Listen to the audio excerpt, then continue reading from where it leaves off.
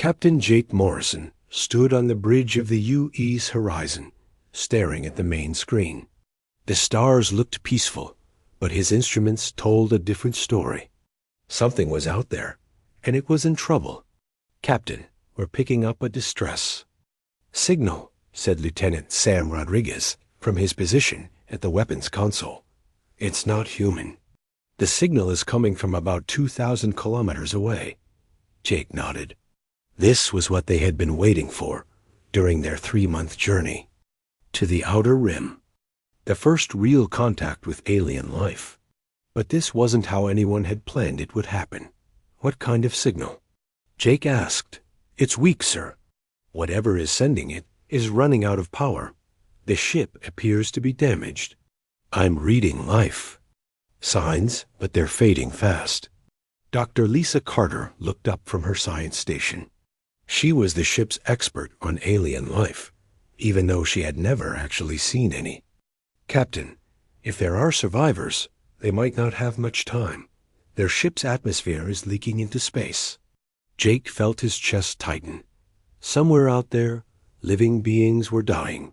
It didn't matter that they weren't human. It didn't matter that Earth Command had told him to be careful with first contact. People were in trouble. "Sam, can you get us closer to their ship?" "Yes, sir." "But Captain, we don't know if they're friendly. They could be dangerous." "They're dying, Sam. That makes them people who need help, not enemies." The lieutenant looked confused. "Sir, they're not people. They're aliens." Jake turned to face his security officer. Sam was a good man, but he was young. He had never seen real combat, never watched someone die when he could have saved them. "Sam, if something is alive and in pain, it's people to me. Now get us closer to that ship." The U's. Horizon moved through space toward the alien vessel. As they got closer, the main screen showed them what they were dealing with. The alien ship was twice the size of their own, but it was badly damaged. Holes had been torn in its hull, and pieces of metal floated around it like deadly snow. "My God," Dr. Carter whispered, "look at the design. It's beautiful." The alien ship was nothing like human vessels. Where human ships were built for function, this one seemed to flow like water. Its curves reminded Jake of a dolphin, if dolphins could swim through space and were made of silver metal. "Captain," Sam said, "I'm reading 3 life signs still aboard that ship, but their atmosphere is almost gone." Jake didn't hesitate. "Lisa, get your medical team ready. Sam, prepare the shuttle bay. We're going over there." "Sir," Sam said carefully, "Earth Command said to observe and report." They didn't say anything about rescue operations. "Earth Command isn't here, Sam. We are. And we're not going to watch people die when we can save them." Dr. Carter was already moving toward the door. "I'll need 20 minutes to prepare the medical equipment. We don't know what kind of atmosphere they breathe or what their bodies are like." "You've got 15 minutes, Jake said. After that, those life signs might be gone." As the doctor rushed to prepare, Jake stared at the alien ship. He thought about his orders from Earth Command. They were supposed to be careful. They were supposed to think about human safety first. But those orders had been written by people who had never seen a ship full of dying beings. Sam was still at his station, looking worried. "Captain, what if they attack us? What if this is some kind of trap? Then we'll deal with it. But we're not going to let fear stop us from doing what's right." 15 minutes later, Jake, Dr. Carter, and Sam were aboard a shuttle heading toward the alien ship. The shuttle was small, designed for short trips between ships. It felt even smaller when Jake thought about what they were about to do. "I've never done alien medicine before," Dr. Carter said as she checked her equipment. "I'm not even sure what I'm looking at when we get there." "Just do your best," Jake told her. That's all anyone can do. The shuttle docked with the alien ship through a hole in its hull. Jake felt his heart racing as they moved through the airlock. The alien ship was dark inside, lit only by emergency lights that cast strange shadows on the walls. The walls themselves were covered in symbols that meant nothing to Jake, but the smell in the air was familiar. It smelled like fear and death, the same smell that filled human ships when things went wrong. They found the first survivor in what looked like a control room. The being was tall, maybe 7 feet, with gray skin that seemed to shine in the dim light. It had 4 arms and eyes that were twice as large as human eyes. When it saw them, it made a sound that might have been surprise. Dr. Carter knelt beside the alien and began scanning it with her medical equipment. It's alive, but barely. Its breathing is very shallow. I think it's in shock.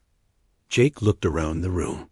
There were 2 other aliens, both unconscious. One was clearly dead, its body still and gray. The other was moving slightly, making soft sounds that sounded like crying. Can you save them? Jake asked. I can try, but I need to get them back to our ship. Our medical bay has better equipment. Sam was watching the doorway, his weapon ready. Captain, we should hurry. This ship could fall apart at any moment. For the next hour, Jake and his team worked to save the 3 alien survivors. They moved them carefully to the shuttle, then back to the UES horizon. Dr. Carter worked on them in the medical bay, while Jake paced the corridors outside. When she finally came out, she looked tired but pleased. 2 of them are going to make it. The 3rd one was too badly injured. But Captain, the 2 survivors are awake, and they want to talk to you. Jake followed her into the medical bay. The 2 aliens were sitting up on the medical beds, looking at him with their large, dark eyes. One of them spoke in a voice that sounded like music. We do not understand, it said in perfect English. Why did you save us? We are not your kind. Jake sat down in a chair beside the bed. Where I come from, that doesn't matter. If someone needs help, you help them. It's that simple. The alien's eyes seemed to grow even larger. But we are strangers. We could be your enemies. Are you my enemies? No. We are scientists, like your Dr. Carter. We study stars and planets. But in our galaxy, no one helps strangers. Each species cares only for itself. Jake felt a chill run down his spine. What do you mean? The alien looked at its companion, then back at Jake. My name is Zixtal. I am from the Cathver Empire. In our part of the galaxy, there are many species, but none help others. If a ship is in trouble, only their own people come to help. Sometimes, not even then. That's horrible, Dr. Carter said. It is normal, Zixtal replied. What you did today, saving us, is not normal. It is dangerous. Dangerous how? Jake asked. Because if other species learn that humans will help anyone, they will either want to use you or they will want to destroy you. Compassion is seen as weakness in our galaxy. Jake stood up and walked to the window. Outside, space looked peaceful again. But now he knew it wasn't. Somewhere out there was a galaxy full of species who thought helping others was dangerous. Maybe. Jake said quietly, they're about to learn that compassion isn't weakness at all. Ambassador Kate Phillips walked through the massive corridors of Nexus Prime, the biggest space station she had ever seen. The station was home to the Galactic Council, where hundreds of alien species came together to make decisions about their part of the galaxy. Today, she was here to ask them to let humanity join their group. Kate had been nervous about this meeting for months. She was the first human to ever set foot on Nexus Prime. Everything she did would be watched and judged. If she made a mistake, it could mean trouble for all of humanity. The council chamber was enormous. It was built like a giant bowl, with seats arranged in circles going up toward the ceiling. Kate had been told that over 300 different species had representatives in the council. As she walked to the center of the chamber, she could see hundreds of different types of beings staring down at her. Some looked almost human, with 2 arms and legs and faces she could understand. Others were so strange that she couldn't tell which end was their head. There were beings that looked like giant insects, others that seemed to be made of living rock, and some that appeared to be floating clouds of gas dot at the highest level of. The chamber sat the 3 most powerful council members. High Counselor Vexthara was from a species that looked like large lizards. Her skin was dark green, and her eyes were yellow. She was known for being very smart and very careful about making decisions. Next to her sat War Chief Grontuk, whose species looked like they were built for fighting. He was massive, with thick arms and legs, and his skin looked like armor. His people controlled a large part of the galaxy through military strength. The 3rd leader was different from the others. This being seemed to be made of pure energy, shifting and changing shape constantly. Kate had been told that its species was very old and very wise.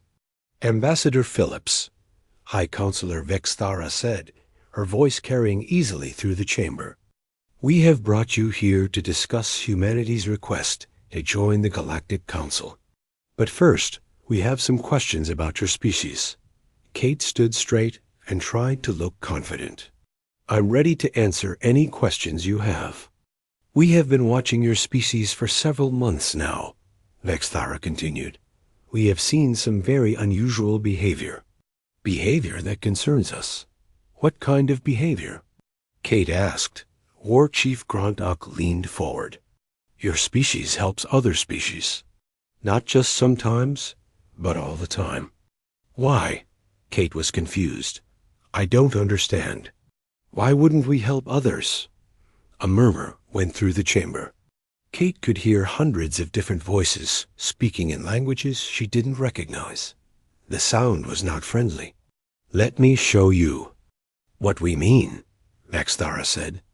A large screen appeared in the air above Kate's head.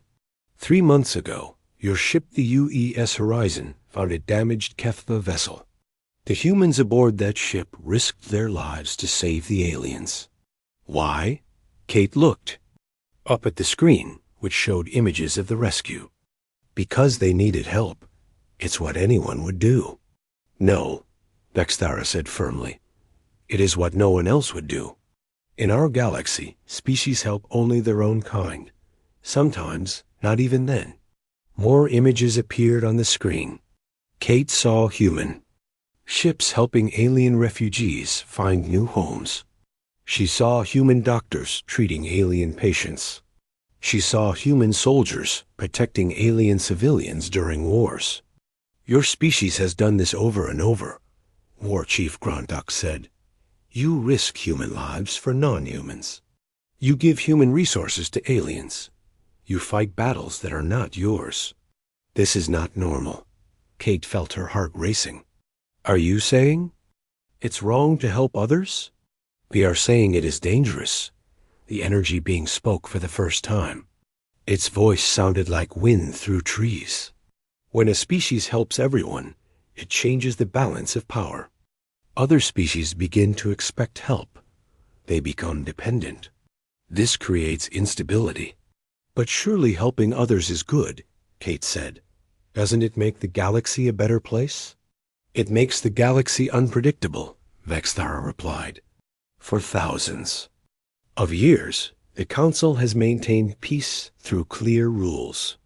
Each species looks after itself. Each species knows what to expect from others. Your species breaks these rules. The screen showed more images. Kate saw humans sharing their technology with alien species, even when those species couldn't give anything back. She saw human families adopting alien children whose parents had died. She saw human ships arriving at disaster sites to help, even when no one had asked for help. We have a witness, War Chief Grontuk said. Someone who has seen human behavior up close. A door opened and an alien walked into the chamber. Kate recognized him immediately. It was Zixtal, one of the survivors from the Kethver ship that Captain Morrison had saved. Zixtal, Vexthara said. Tell us what you observed about human behavior.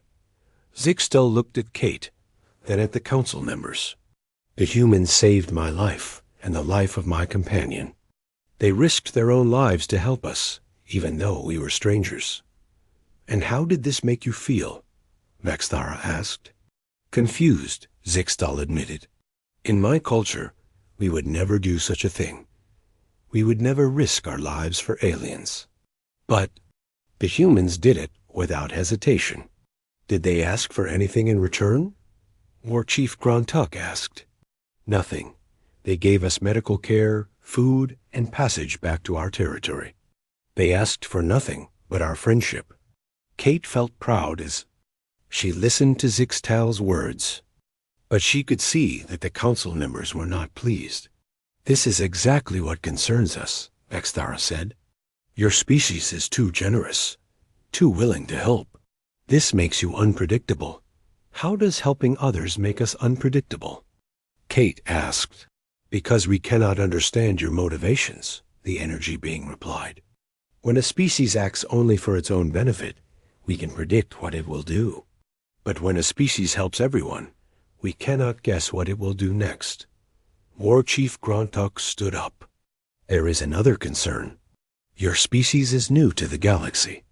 You have small ships and limited technology. But you fight very hard when you are protecting others. Harder than you fight for yourselves. What do you mean? Kate asked. We have reports of human ships taking enormous risks to protect alien civilians. Human soldiers fighting until they are all dead, rather than retreat when aliens are in danger. This is not normal behavior. Zixtal spoke up. He is right. I have seen the reports. Humans fight differently when they are protecting others. They become ... more dangerous. Kate felt a chill run down her spine. Are you afraid of us? We are concerned, Vexthara said carefully. A species that will fight to the death for strangers is a species that cannot be controlled or predicted. This makes them dangerous too. The established order. But we don't want to control anyone, Kate said. We just want to help. That is what makes you dangerous, War Chief Grontuk replied. You want to help everyone. But helping everyone means interfering with everyone. It means changing how things work. The chamber fell silent. Kate could feel hundreds of alien eyes watching her. She realized that she had made a mistake. She had thought that the council would be impressed by humanity's kindness. Instead, they were scared of it. We need time to discuss this, Vexthara said. You will wait while we decide what to do about your species. Kate was escorted to a waiting room. As she sat there, she thought about what the council had said. They were afraid of human compassion. They thought that helping others was dangerous. She wondered what kind of galaxy she had walked into. Hours later, Zixtal found her in the waiting room. He looked worried. Ambassador Phillips, he said, I need to warn you. The council is not just deciding whether to let humans join. They are deciding whether humans are a threat to galactic stability. What does that mean? It means they might decide that your species is too dangerous to be allowed to exist freely. They might try to contain you, or worse. Kate felt her blood run cold. Because we help people? Because you help people you don't know. Because you risk everything for strangers. Because you cannot be bought or threatened or controlled. Zixtal sat down beside her. In this galaxy, Ambassador, compassion is seen as the most dangerous trait a species can have. Kate stared at the wall, thinking about her home planet. Earth was full of people who helped strangers every day. Doctors who worked for free, teachers who spent their own money on students, soldiers who died protecting civilians they had never met. She had always thought this was humanity's greatest strength. Now she was learning that the rest of the galaxy saw it as their greatest threat. General Mike Thompson stood in the command center of the UES Defender, watching the reports come in from the border regions. The news was bad and getting worse. The Tyrix Dominion had attacked 3 peaceful planets in the past week, and they were moving toward the heart of Harmony Collective space. "Sir," said Captain Amy Walsh, walking up to his command station, "we've got another distress call from the Harmony worlds. The Tyrix fleet is moving toward their capital system." Mike looked at the tactical display. The Harmony Collective was a group of peaceful species that had never hurt anyone. They had no weapons, no military, and no way to defend themselves. The Tyrix Dominion, on the other hand, was one of the most aggressive species in the galaxy. They conquered planets for fun. "How long until the Tyrix reach the capital?" Mike asked. 18 hours, sir. Maybe less." Mike felt his jaw tighten. The Harmony Collective had sent messages to every major power in the galaxy, asking for help. So far, no one had answered. The Galactic Council said it was not their problem. Other species said they couldn't risk war with the Tyrix. "Sir," Captain Walsh said quietly, "we haven't been ordered to intervene." Earth Command said to observe and report. Mike knew she was right. Humanity had no treaty with the Harmony Collective. They had no obligation to help. Getting involved in the war would mean fighting the Tyrix, who had a much bigger fleet than the humans. It would be dangerous and costly. But Mike couldn't stop thinking about the messages from the Harmony worlds. Elder Softwing, the leader of the Harmony Collective, had described families hiding in underground shelters while Tyrix bombers destroyed their cities. Children crying for their parents. Hospitals being attacked. "Amy," Mike said, "how many ships do we have in this sector?" 12, sir, all destroyers. The Tyrix have at least 50 ships, including battleships." Mike nodded. The numbers were not good. But numbers weren't everything. "Send a message to all ships," Mike said. "We're moving to intercept the Tyrix fleet." Captain Walsh stared at him. "Sir, we don't have orders to engage.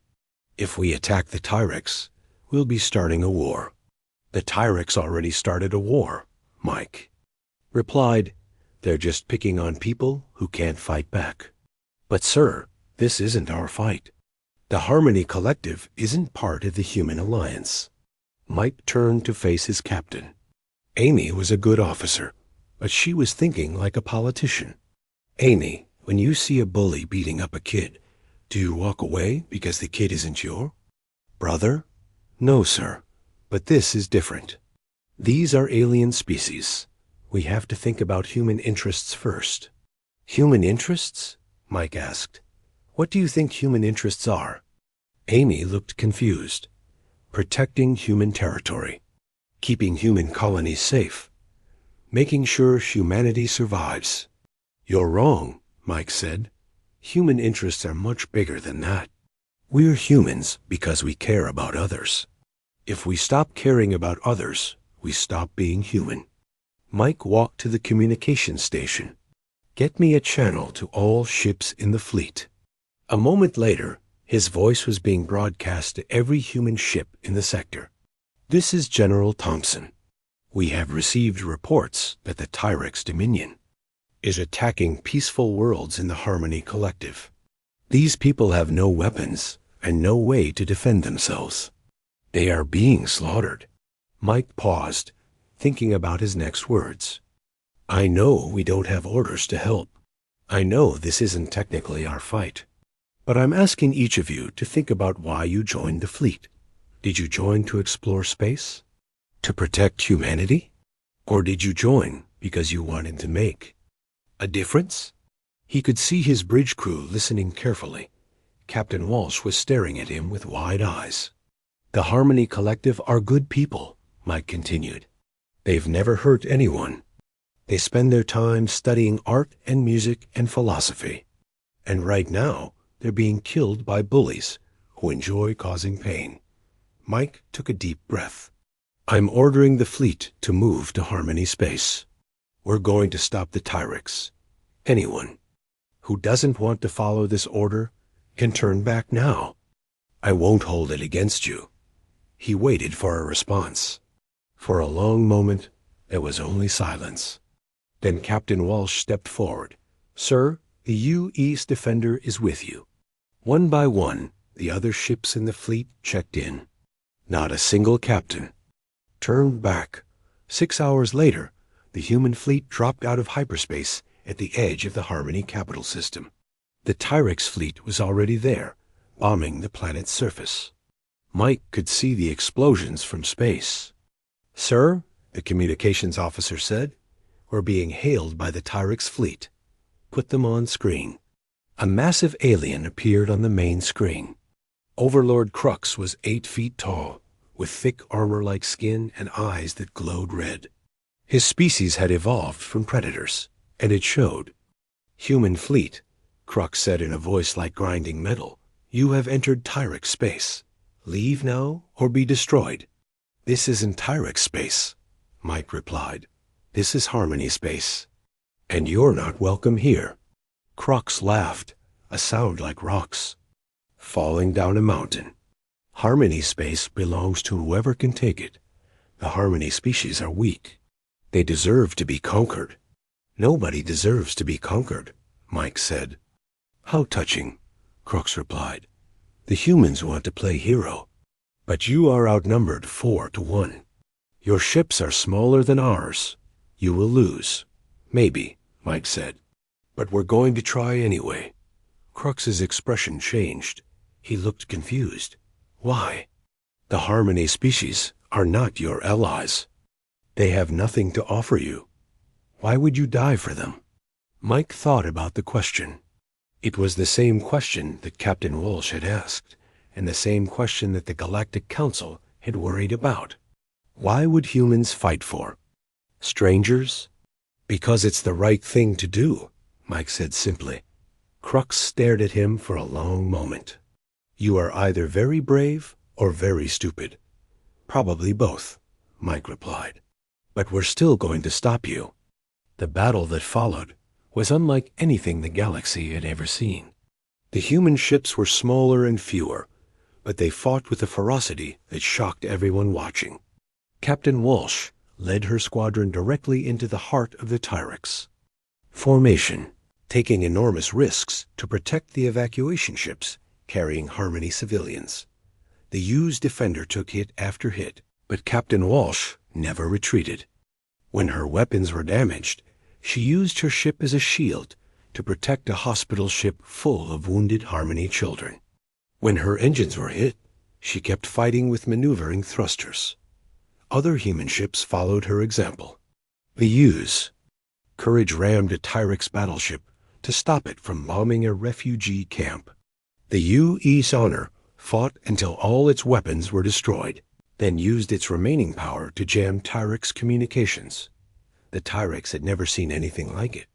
Their own species fought for territory and resources. They retreated when the costs became too high. But the humans kept fighting, even when it seemed hopeless. "They're insane," Overlord Crux said to his officers. "They're dying for people they don't even know." "Sir," his tactical officer replied, "maybe we should retreat." "They're not fighting like normal people." "No," Crux said. "They're just humans. They'll break eventually." But the humans didn't break. As the battle continued, more human ships arrived. Word had spread through the human fleet that their people were fighting to protect civilians. Ships that had been stationed light years away came as fast as they could. Elder Softwing watched the battle from the planet's surface. His people had never seen anything like it. Species after species had ignored their calls for help. But the humans had come, and they were dying to protect people they had never met. "Why?" he asked his advisor. "Why are they doing this?" "I don't know," the advisor replied. "But I'm beginning to think that humans are very different from other species." The battle lasted for 8 hours. When it was over, the Tyrix fleet was in retreat. They had lost more ships than they had ever lost in a single battle, but the cost to the humans was enormous. 7 of their 12 ships were destroyed or badly damaged. Captain Walsh's ship was among the survivors, but barely. Half her crew was dead or wounded. Her ship was so damaged that it could barely fly, but she was still at her post. "Sir," she said to General Thompson, "the Tyrex are retreating. The Harmony worlds are safe." Mike nodded. He felt tired and sad. They had won, but the victory had cost them so much. "What's our casualty count?" 347 dead, sir. 612 wounded. Mike closed his eyes. Those were good people. People with families and dreams and futures. They had died for strangers. "Sir," Captain Walsh said quietly, "do you think it was worth it?" Mike looked at the main screen, which showed the Harmony capital planet. The bombing had stopped. The cities were damaged, but they were still standing. Millions of peaceful people were still alive. "Ask me in a few years," Mike said, "when we see what kind of galaxy we've helped create." Unknown to Mike, the battle was being watched by observers from dozens of species. The Galactic Council had secretly arranged the Tyrex attack, expecting the humans to stay out of it. They had wanted to see what humans would do when the fighting got serious. Now they knew. Humans didn't fight harder for themselves. They fought harder for others. And that made them more dangerous than anyone had imagined. Dr. Alex Chun stood in front of the largest gathering of alien scientists in galactic history. The conference room on Nexus Prime was packed with beings from over 100 different species, all wanting to understand the same thing. What was wrong with humans? "Dr. Chun," said Professor Vexcall, a tall blue alien with 6 arms. "We have watched the recordings of the Harmony defense battle many times. We still do not understand human behavior." Alex nodded. She had been expecting this question. For the past month, every species in the galaxy had been talking about what the humans had done. Some were impressed. Others were terrified. All of them were confused. "What specifically don't you understand?" Alex asked. "Everything," Professor Vexcall replied. "Your species lost many ships and many lives protecting strangers. You gained nothing from this battle. No territory, no resources, no strategic advantage. Why did you do it?" Alex looked around the room. She could see dozens of different types of aliens, all staring at her with confusion. Some looked like insects, others like plants, and some like things she couldn't even describe. But they all had the same expression: complete bewilderment. "We did it because the Harmony Collective needed help," Alex said simply. "But they are not your species," said Dr. Thrix, a rock-like being whose voice sounded like gravel. "They cannot help you in return. They have no technology you need. They are not your allies. Why risk human lives for them?" Alex walked to the front of the room and activated a holographic display. "Let me show you something about human psychology," she said. "This is a scan of a human brain." The display showed a complex image of neural pathways lighting up in different colors. "This is what happens in a human brain when we see someone in pain," Alex explained. "These areas light up whether the person in pain is human or not." The alien scientists leaned forward, studying the display carefully. "What you're seeing is called empathy," Alex continued. "When humans see suffering, our brains react as if we are suffering too. It doesn't matter if the person is a stranger. It doesn't matter if they're not human. Our brains cannot tell the difference. This is a defect," Dr. Thrix said. "This would make your species weak and vulnerable." "That's what we thought too," Alex admitted. "But we were wrong. Let me show you something else." The display changed, showing recordings from the Harmony battle. "Watch what happens when human soldiers are fighting to protect others versus when they're fighting for themselves." The recordings showed human ships taking incredible risks, pushing their engines beyond safe limits, and fighting until their weapons were destroyed. The alien scientists watched in fascination. "When humans fight for ourselves, we're careful," Alex explained. "We calculate risks.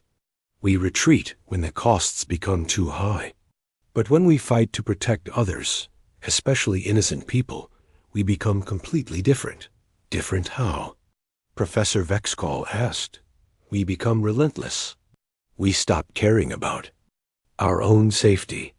We will cross any line, take any risk, and fight any enemy to protect those we see as innocent. The room fell silent. Alex could see the alien scientists thinking about what she had said. This is why your species is so dangerous, Dr. Thrix said slowly. You do not fight for logical reasons. You fight for emotional reasons. This makes you unpredictable. More than that, Alex said, it makes us unstoppable. When humans believe we're protecting innocent people, we don't give up. Ever. Commander Rachel Stone stepped forward from the back of the room. She was with human military intelligence, and she had been gathering information about how other species were reacting to the Harmony battle. Dr. Chun is right, Commander Stone said. We've been monitoring communications across the galaxy. The reaction to the Harmony battle has been ... interesting. Rachel activated her own display, showing a map of the galaxy with different colored zones. The green zones are species that have requested human protection agreements. The yellow zones are species that are reconsidering their aggressive expansion plans. The red zones are species that are actively afraid of human intervention. Alex looked at the map in surprise. More than half the galaxy was colored green or yellow.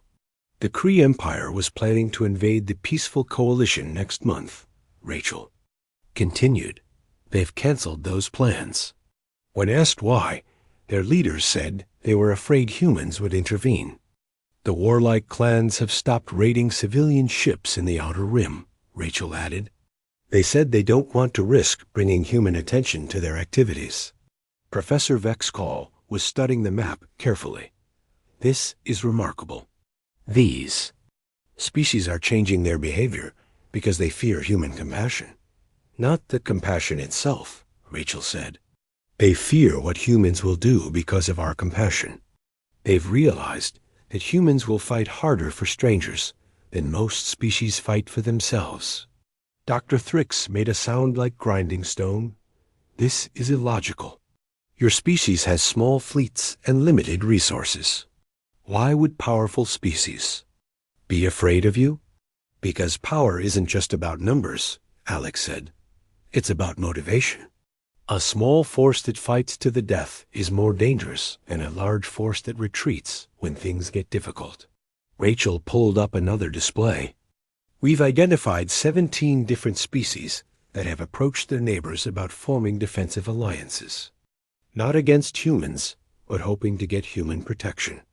They want you to protect them? Professor Vexcall asked.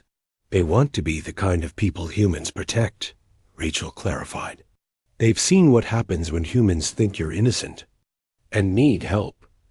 They want to be on that side. Alex felt a chill run down her spine. Rachel, are you saying that species are changing their behavior to attract human protection? That's exactly what I'm saying. The Gentle Collective has announced that they're accepting refugees from war zones. The Scholarly Union has started offering free education to any species that wants it. The Artisan Federation is sharing their cultural works with everyone. They're trying to look like the kind of people humans would die for, Alex realized. And it's working, Rachel said. Human public opinion is very positive toward all these species. If anyone attacked them, there would be massive support for human intervention. Dr. Thrix was making more grinding noises. This is unprecedented. Species are competing to be seen as worthy of human protection. They are changing their entire cultures to appeal to human emotions. What about the aggressive species? Professor Vexcall asked. Rachel's expression became serious. That's where it gets interesting. The Tyrix Dominion has been very quiet since the Harmony battle. Our intelligence suggests they're having internal debates about their expansion policies. Debates about what? Alex asked. About whether conquest is worth the risk of human intervention. Overlord Crux is facing challenges to his leadership. Some T-Rex leaders are saying that attacking peaceful species is too dangerous now that humans are involved. Professor Vexcall was taking notes rapidly. So human compassion is not just changing human behavior. It is changing the behavior of species across the galaxy.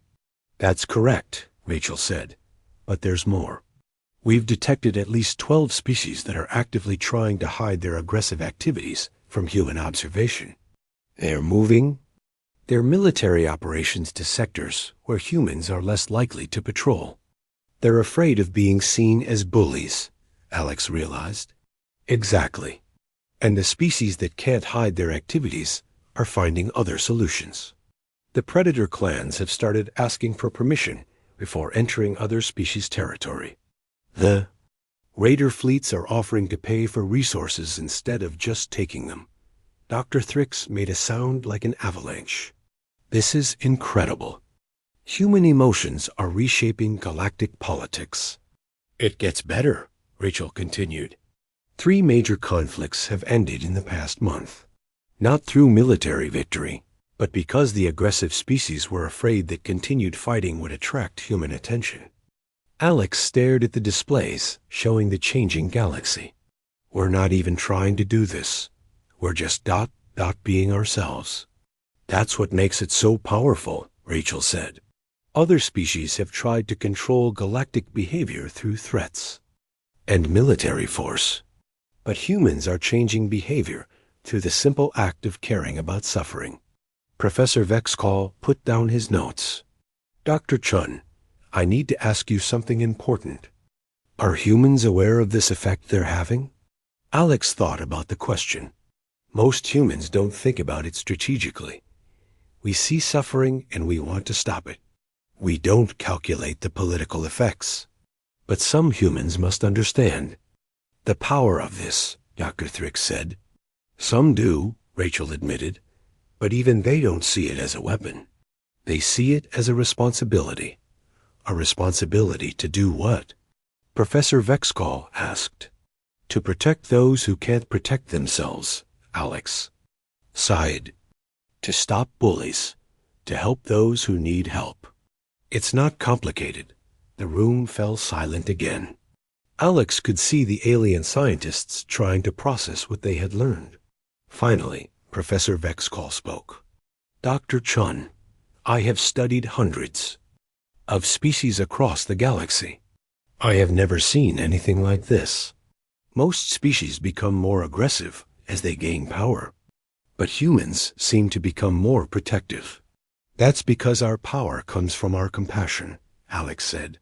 The more we care about others, the harder we're willing to fight for them.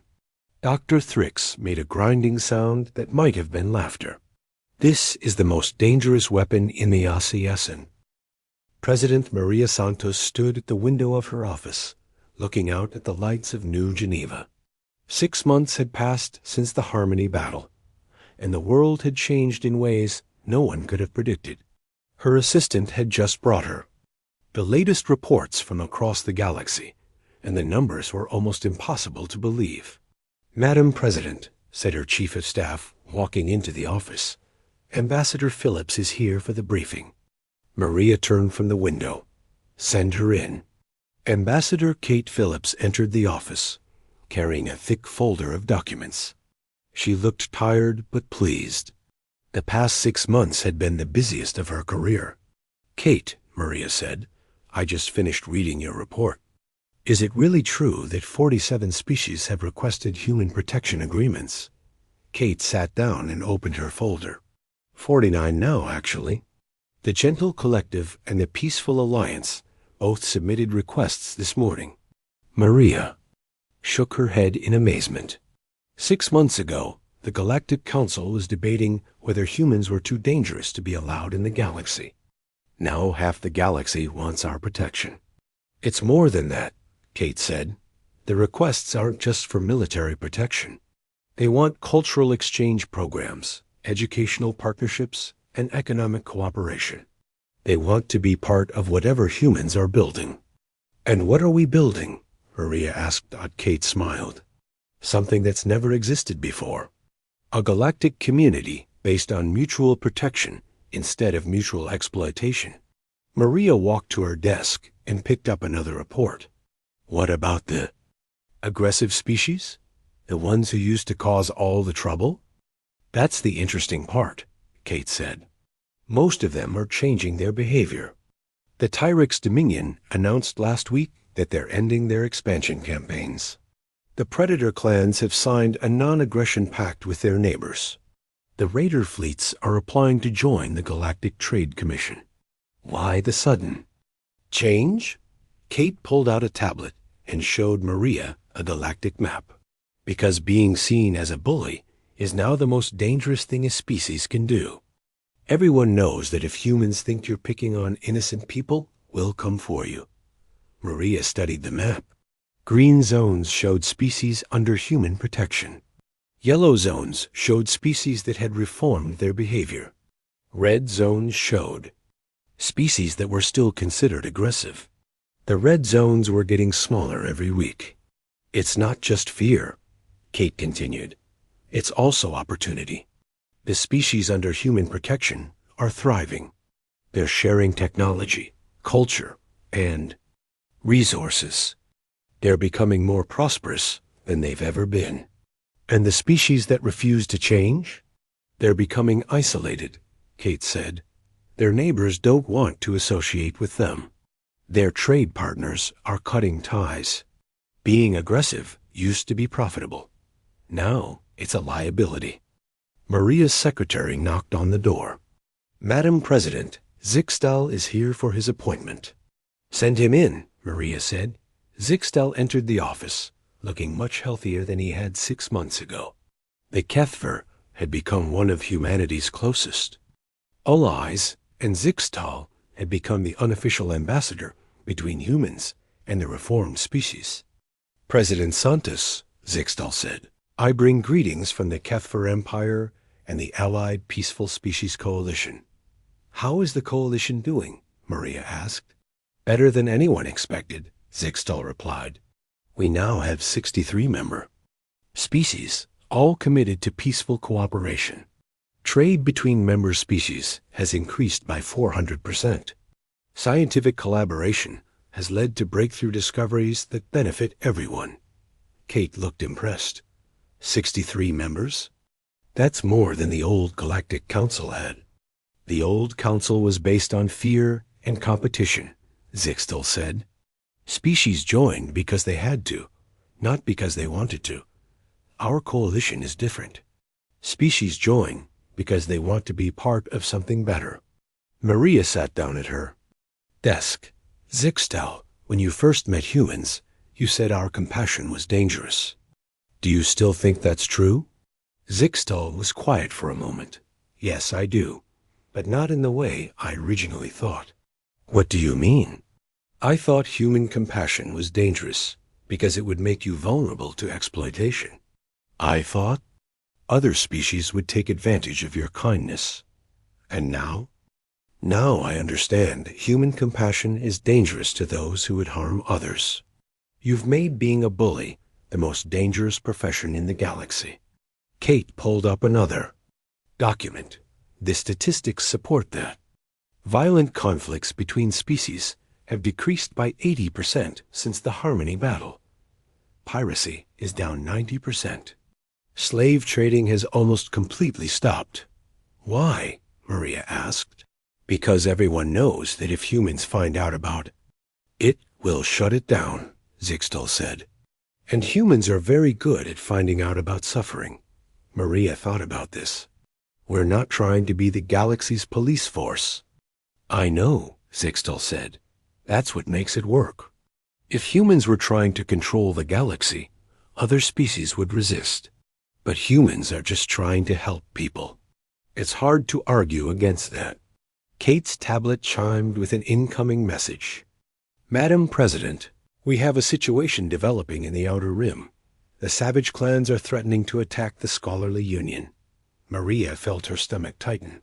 What do we know? The Scholarly Union is a peaceful species that runs libraries and schools throughout the galaxy, Kate said. They've never hurt anyone. The savage clans want to steal their knowledge archives. And the savage clans know that attacking scholars and libraries will bring the full force of human anger down on them.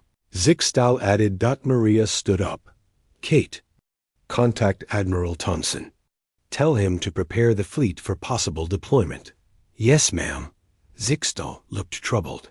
President Santos, I need to tell you something. The savage clans have been planning this attack for months.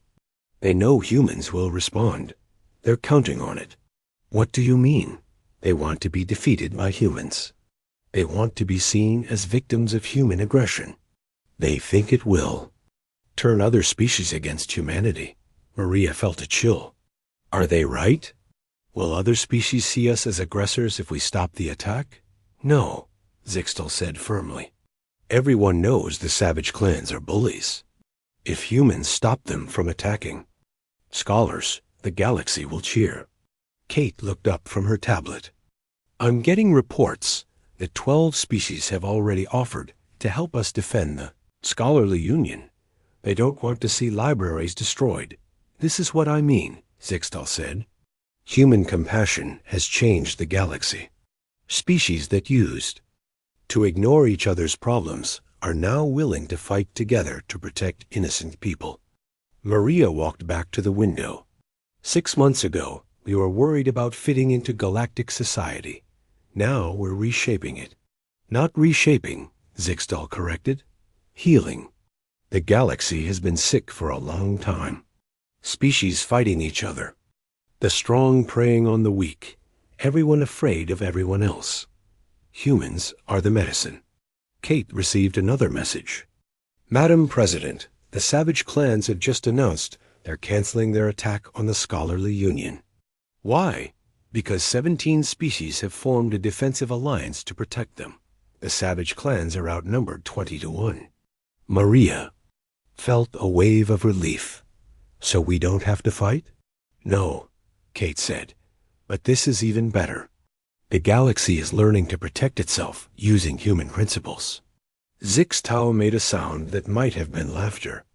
The savage clans just learned that threatening innocent people is no longer profitable. Other species won't stand for it. Because they know we won't stand for it, Maria realized. Exactly. You've made compassion contagious. Species that never cared about others are now competing to be the most helpful and protective. Kate was reading more reports.